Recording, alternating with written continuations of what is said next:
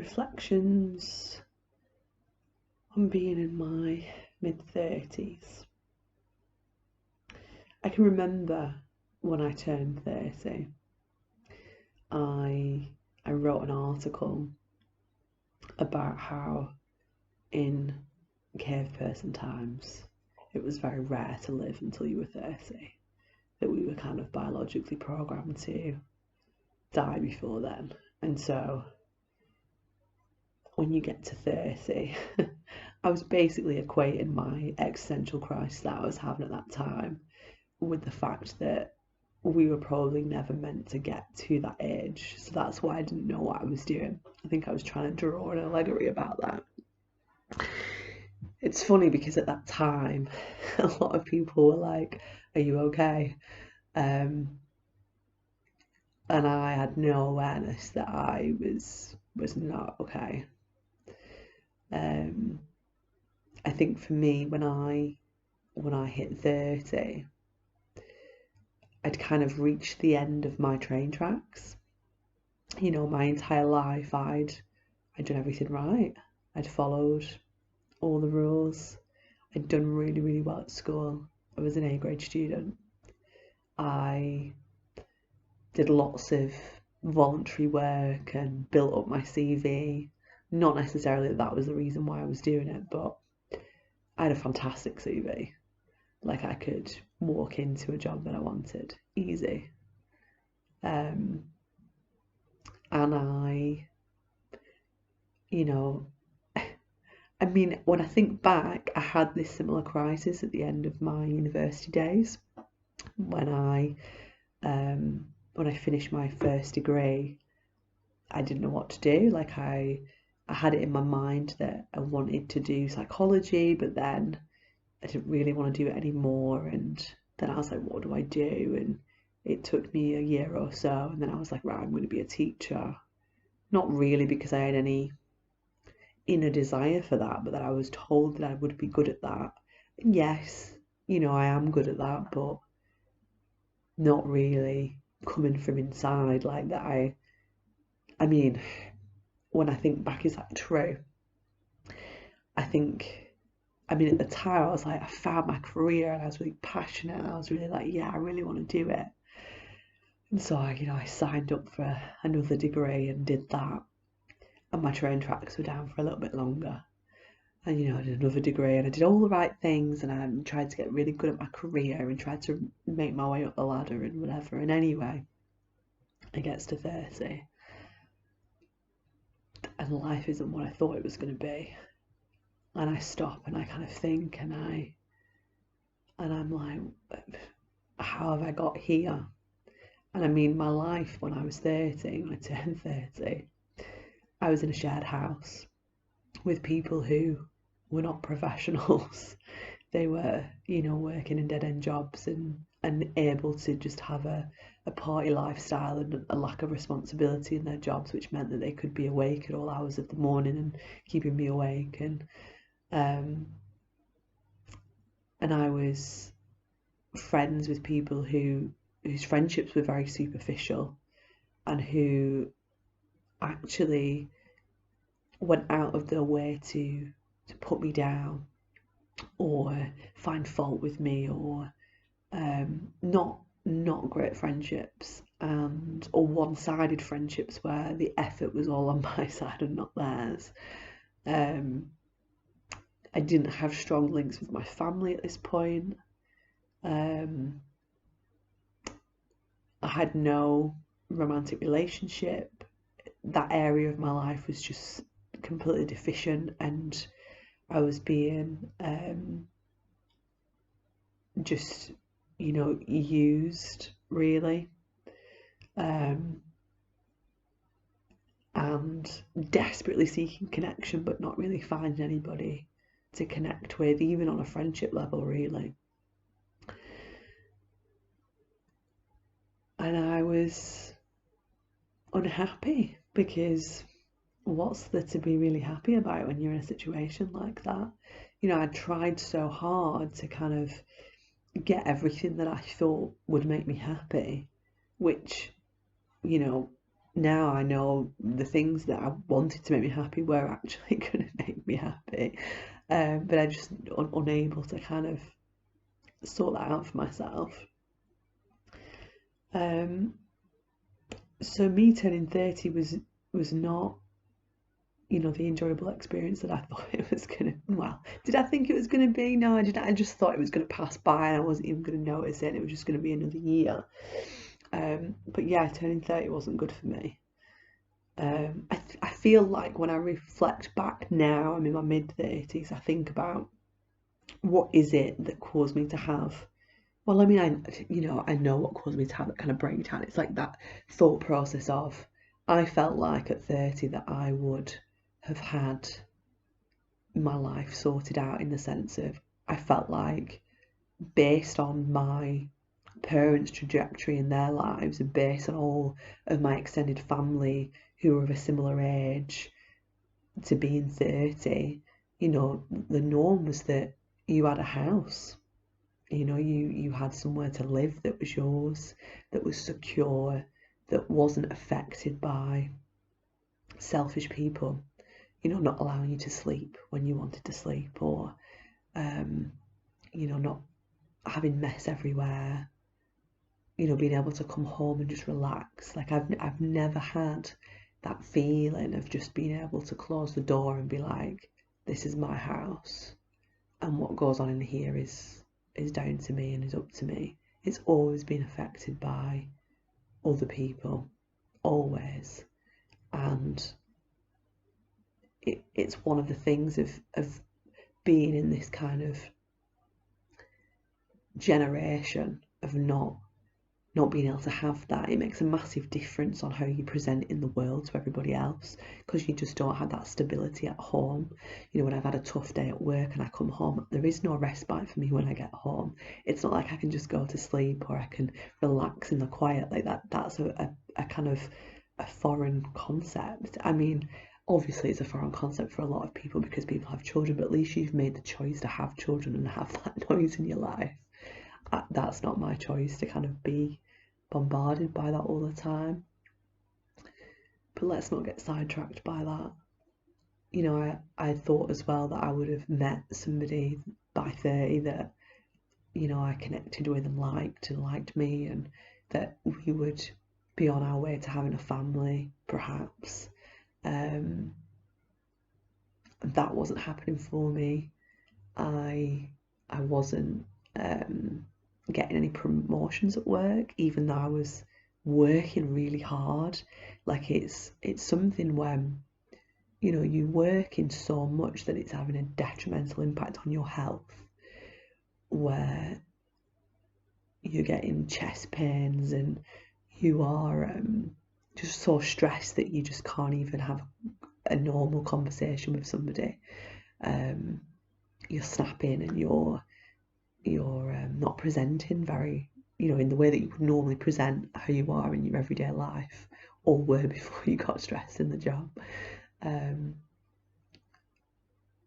then still not getting recognised for what you're doing in that job. You are just a number, and you are just expected to burn yourself into the ground because you're easily replaceable. Like if you give up and can't do it anymore, well, we'll find somebody else to replace you, and then they forget you've ever existed, and in the process you've damaged your health for it. But there was no expectation for me to do that. When I reflect back now and I think, well, you didn't need to do that to get a promotion. The people that were getting promoted were not doing that. And so that wasn't the avenue that you needed to take to get promoted. It seems kind of obvious now, but at the time, like you just work hard in the way that you know how, but the way that I work hard is not effective at getting promoted. Like nobody recognises silent work that goes on behind the scenes. Like nobody sees that. Nobody sees you working all those hours. Like if you want to get promoted, you have to show that you're working in ways that are not often authentic, and that I'm not going to compromise my authenticity to get a job promotion. It's just not, it's not within my nature to do that. I'm not going to compromise myself to get a bit more money. It's just not something that I would do. But yeah, when I think now about all the thoughts that I had when I turned 30, I just feel sorry for the person that I was then and how lost I was, because now in my mid-30s I look back and think things have worked out. Like I live alone, lived alone for the past 3.5 years. It's so much better than house sharing. And it's funny because somebody said to me a long time ago, why don't you just live on your own? And I was like, because it's too expensive and I'll waste lots of money. And they were like, but you are not happy living with other people. It's affecting you every day. You know, you are becoming mentally unwell because of the situation. Why don't you just live on your own?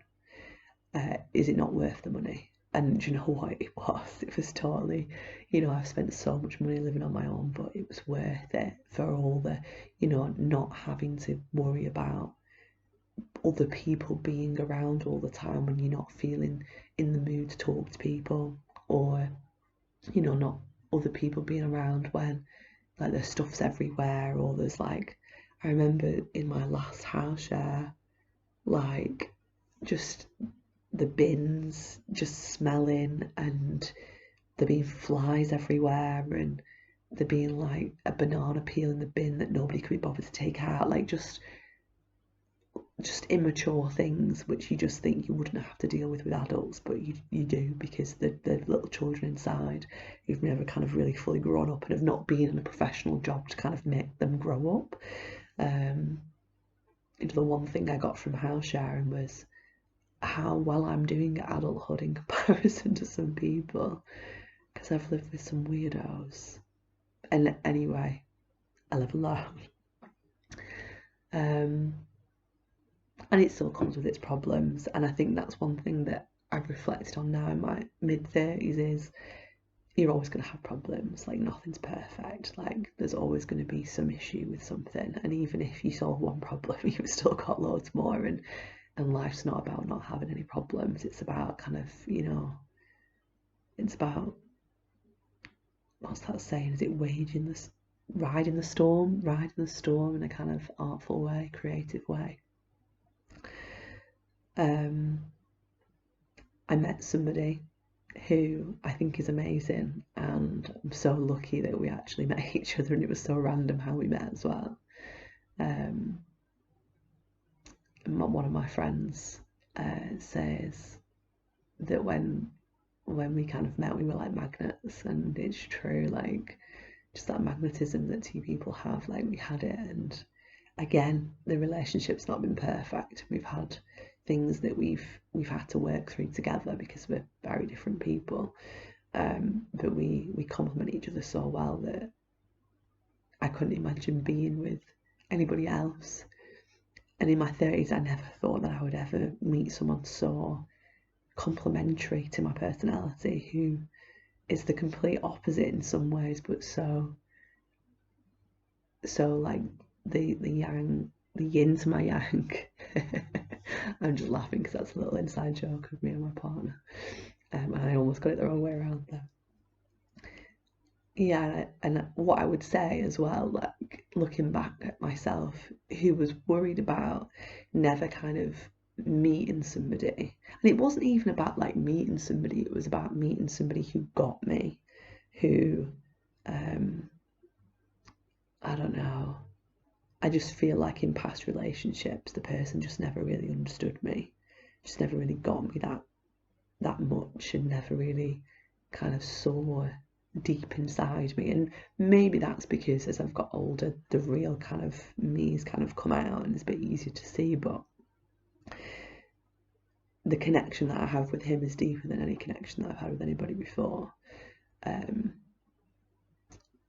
And you know, I had all this kind of like stuff in my head about how it was so unlikely you would ever meet anybody, and you know, you meet people at the wrong times and all this kind of bollocks. And like what people say about meeting someone is true. Like it happens when you're least expecting it, and when you meet them, you just know, you just have a connection, you just want to be around them all the time. And you know, you just feel a better version of yourself when you're around them. so you want to be with them all the time. Like it's a strange kind of thing to have now, and yet to have wanted it for so long and thought that it would never happen, and it has. And you know, even if anything was to go dramatically wrong with my relationship with my partner, I'm kind of almost glad because that it's happened, because it's given me faith that if anything was to go wrong, that I would meet somebody else. Like it's not something that was, when I look back at it now, it's not something that was that really. Do I think this? I was like thinking it's not really that hard to come by, but obviously it was because it took so long. But I feel like the way that my kind of approach changed to it just as I met him, like this is just a typical thing, isn't it? When you crack it and you like actually, like just before I met my partner, I was like, do you know what? I'm just going to have a good time being single because I'm going to meet someone eventually, and I'm just going to talk to anybody like they're my mate, and I'm not going to think about dating or anything like that. And then I met my partner. So like that worked for me. I was putting far too much pressure on myself to like meet somebody and was dating loads, and then like dating just never worked for me. It was unnatural. It was still it felt weird. In actual fact, when I think about it, I mean, me and my partner didn't really date when we got together, but like the beginning parts of our courtship, when I think about it, it's very formal courtship. When I think about it, like I was very like nervous and very, I mean, so I guess he was as well, but it was less natural than what like I would be now if I was meeting somebody else. But then maybe that's just, am I different now? Who knows? Like until like I become single and then date, like who's gonna know? And hopefully that's not gonna happen. So I'll never have to find out. But yeah, when I look back now, I think God, I wasted so much time worrying about not meeting somebody, and I met somebody. You know, problem solved. Next problem. It was a waste of energy and a waste of time. Like I should have just enjoyed myself. I should have just enjoyed my life and just accepted that you can't have everything that you want. Like you can't have everything all the time. Like, you know, you can try your best to kind of fit the puzzle pieces in, but you're not going to have them all. Like there's going to be problems, there's going to be things that don't work out, there's going to be things that fall apart. Like people that become very, very happy in their lives and relationships then end up getting divorced. Like this is what happens. Like you're spinning a million plates and you've got to pay attention to all of them.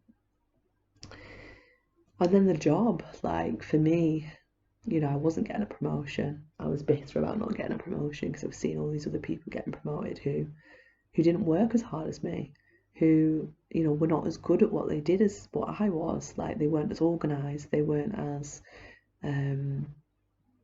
passionate about teaching, or I don't know, like when I think back now, I think they obviously did have good things about them to get promoted in the first place.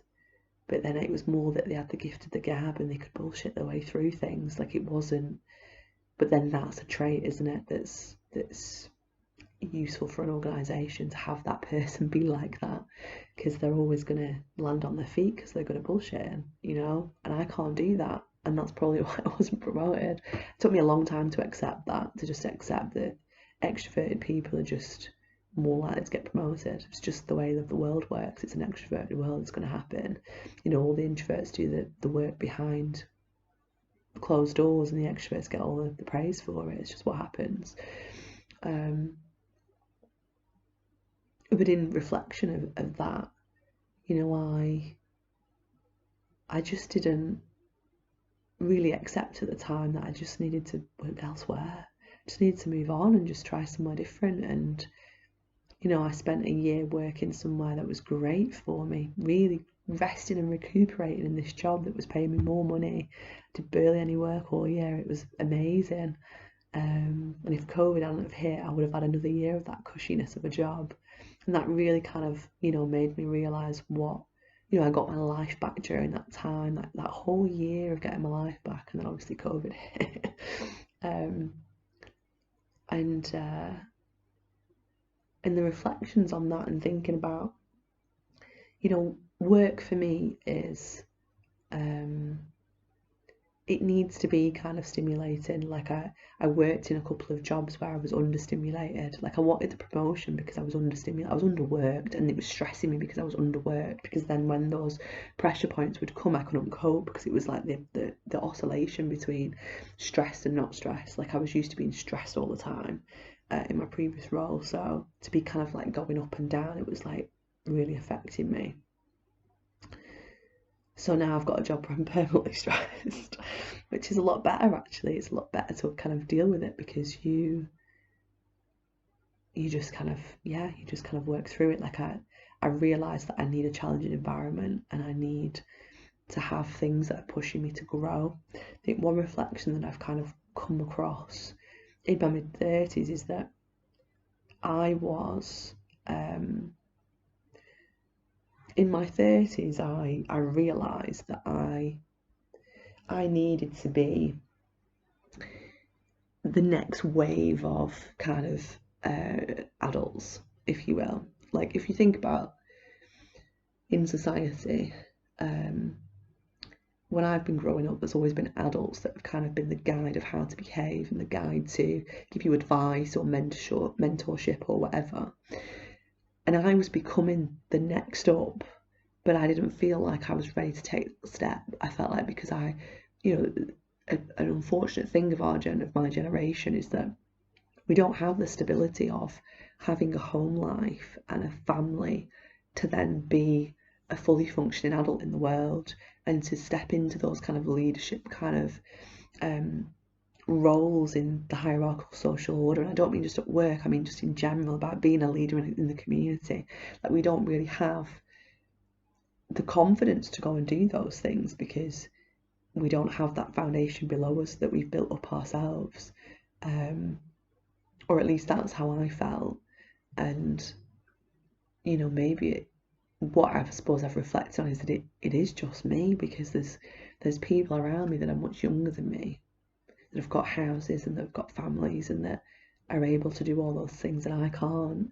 And I don't know what it is that was stopping me from kind of just taking on. It's almost like that Peter Pan syndrome of not really wanting to grow up. I realised I was wanting a relationship so much because I was wanting someone to save me, was wanting someone to give me guidance of how to live my life and how to improve it and be better and be happier, and I wasn't finding it because obviously who wants to take on that role?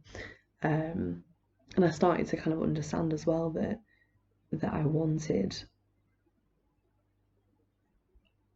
more, I suppose, practice at being a leader, which I think is what was motivating well, no, that's not what was motivating the job promotion, because what I wanted there was recognition.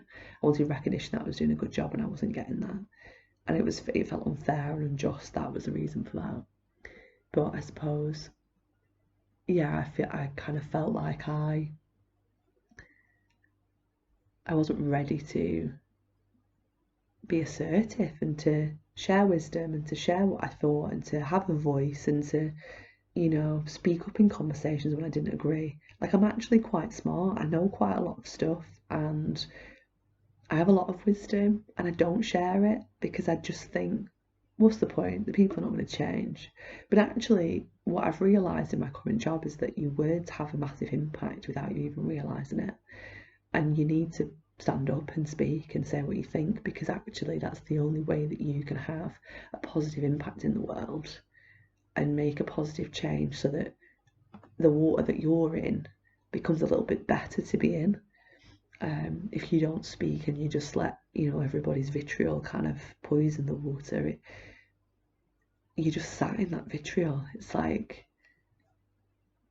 you kind of need to speak up and say what you actually think.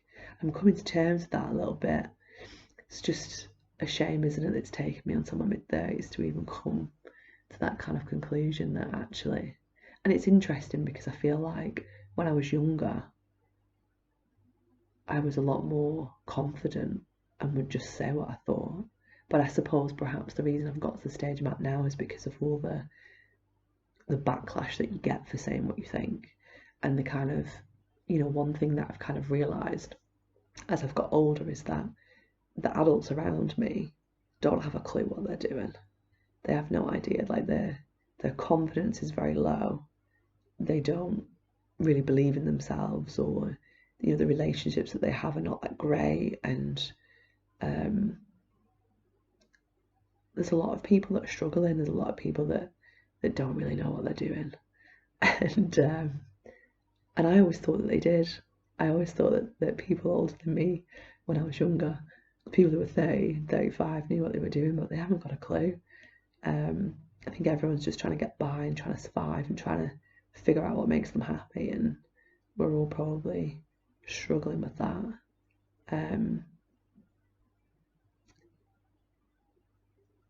And so I think what I'm learning as well is that if I'm aware of all my flaws and all the things that I'm doing that are making my life more difficult when I interact with other people, and that some people might not even be aware of what they're doing, that I'm starting to take what other people are like less personally. I'm starting to kind of just give them the benefit of the doubt and just be like, oh, they're having a bad day, rather than judging them as though they're not a nice person. I've started to notice that about myself in comparison to other people that are a lot older than me. There's a woman currently in my staff room who complains a lot, and she makes comments about other staff members when they've been rude and stuff. In actual fact, there's quite a few of them that make comment about people that have been rude to them, and it's like once that person's been rude, that's it. That person's like on the list of being not nice. But actually, in reality, if you think about all the times you've not been particularly nice to somebody because you've been stressed or because something's been on your mind or whatever, it kind of makes you realise like people are struggling all the time and you just don't even know. And that's not to say that you let people who are unconscious of the way that they are into your life, because obviously you have to protect yourself and surround yourself with positive, happy people, but it means that you should be kind of compassionate to people that are like that and perhaps not make their lives like even more difficult. I kind of feel like another reflection is when I think back to when I was 30 and how desperately sad I was at times because I didn't know what I was doing at all, and I felt like I was working really hard and I was exhausted and I wasn't really getting anywhere. And really, like, I mean, I haven't got much further, to be honest, in 5 years. Not really, when you actually consider the grand scheme of things. I think it's the reflection of accepting that things don't change as quickly as what you might expect them to. Like, things take time, things evolve over time, and it's about moving with those. And we make changes when we're ready for them, and sometimes trying to push yourself into a change that you're not ready for is not really kind to yourself. Like, you should really kind of give yourself space to just exist and be and enjoy life, instead of I was always like looking at the next thing to do and what did I need to do, and every time I had some free time, like, okay, let's check loads of things off my list, and I just wasn't living. I wasn't existing like as a human being. I was just checking things off my list because that made me feel productive and like I had a hold of life, and I really didn't. I think as well what's important is that you make time for people in your life that you actually really like, and to surround yourself with those all the time where possible. Not too much. Still an introvert at heart, but like, and it's not very often that you really, for me anyway, that I really click with a person where I'd want to spend a lot of time with them. And there have been a few that I've met where I've thought, I just feel really like we get on and we have fun together, and I don't think I ever really appreciated those people at the time, and those friendships have gone now. It's things are transitory, aren't they? But when I look back and I think it is possible to have those connections with people, and you need to kind of make the most of them while you've got them, because often, you know, you end up being friends with people who you're kind of okay with, like you kind of, you know, you can socialise with, but you're not clicking with them, and you're surrounding yourself with people that are kind of just making you feel awkward or uncomfortable or lonely, or I don't know. I mean, maybe it's just something that happens to me, but sometimes I'm out socialising with people and I just think, oh, I wish I hadn't come. What was the point of me even being here? Like, I feel really like, what was the point? I've not connected with anybody during this activity. Like, it was a waste of time, a waste of money. Like, what was the point? But I feel like I'm kind of babbling now. I didn't really plan this video before. I was like thinking about it to myself, what my reflections would be. I kind of just wanted to just see what I would talk about and where it would go, what things would come up. I don't know if I've really got any more reflections. I think one that I had recently was that I need to stop worrying about the future. I think I've got a bit of a biological clock is ticking kind of issue. You know, being in your mid-30s, it's a bit like I need to have babies soon if I even want them. You know, it's like it's that uncomfortable kind of feeling of, what if I have a child and I regret having one because I didn't really have that urge to really have one, but I only had it because my biological clock was ticking. But then what if I think that I don't want them and then I don't have them and then I regret that for the rest of my life? It's like, to be in that situation is a bit, I don't know. It's like I haven't got the liberty of waiting to see if I'll ever be ready, because I've got probably 5 years left, and then my ovaries are probably like crumbling as I speak. And it's frustrating for me because it's something that I don't think guys even have to think about. Like, they can just get someone pregnant when they're 70, can't they? And it's a frustrating thing. Like, it's a massive decision. It's a massive life changing decision, and you know, when you're in kind of like a partnership with someone who's so much younger than you as well, it's just there's just a lack of understanding, I think, of what that means for a woman. Really, it's difficult. It's difficult, and I just think, you know, how's it even gonna this well, you know, I've said I'm not gonna worry about the future, but here are all my worries coming out. Yeah, the worries that I had, let's just be frank, the worries that I had were kind of like, so I want to have a baby. I'm saying I do. Do I even? Saying I do. What that means is, to say that statement means that, well, I kind of need a house that's a stable foundation. You know, I can't be renting accommodation when I'm like pregnant and moving around. Like, it's just not, you know, and where I'm living at the moment, it's not suitable for various reasons, as the alluded to before when I said there's problems everywhere.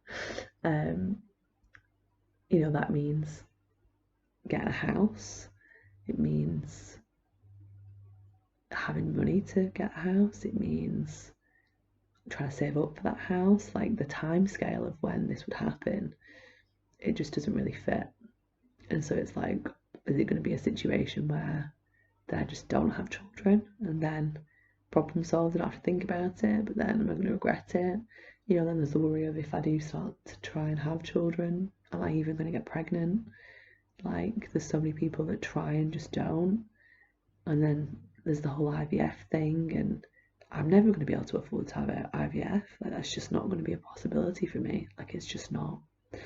And I don't know. It's just a bizarre kind of situation to be in. Like, I feel like my whole, like, 10 years of my life has flashed by, and I'm like, shit, I'm 35. I have no idea what I'm doing.